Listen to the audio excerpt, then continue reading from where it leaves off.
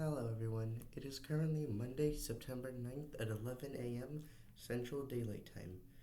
We are taking a look at a now named Tropical Storm Francine, located in the Bay of Campeche in the Gulf of Mexico, just off the coast of Mexico, slowly heading north. Francine has quite suddenly appeared and already is decently strong, with winds of 50 miles per hour and a pressure of 1,002 millibars. The storm also seems to have a quite large wind field, with tropical storm force winds extending 165 miles out to the southwest. Although, despite all of this being quite impressive, the storm has been struggling with trying to organize, with it having a very hard time separating itself from a front, causing a delay from it being officially named, hindering its development a little. Nevertheless, taking a look at the National Hurricane Center's cone, they are forecasting an 86 mile per hour Category 1 landfall sometime around Wednesday evening in Louisiana, potentially bringing in some significant and dangerous storm surge.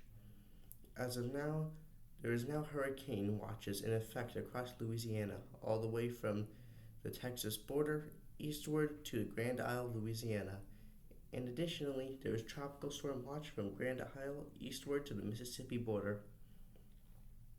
Lastly, there is further tropical storm watches along the western Gulf Coast, all the way from Barra de Toro, Mexico, north past the U.S. border to Port Mansfield.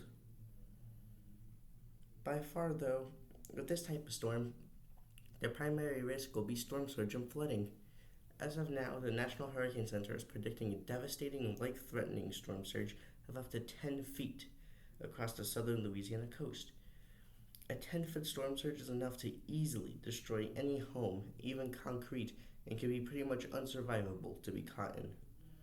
This storm surge will also be further exacerbated by Francine's large radius, which can increase its storm surge potential. Furthermore, some areas are forecasted to possibly reach 12 inches of rain locally.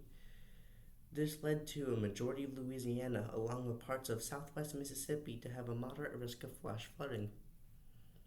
Taking a look at wind speed probabilities, it seems like there's quite a significant chance for a very large area of the Gulf Coast to experience tropical storm force winds, along with most likely some coastal flooding, with moderate probability stretching all the way across the entire Texas coast, the northeast Mexican coast, and of course a large chunk of Louisiana. Anyways, for now, this is pretty much all there is to say about Francine. I'll be providing daily updates on the storm and tracking it closely in the coming days.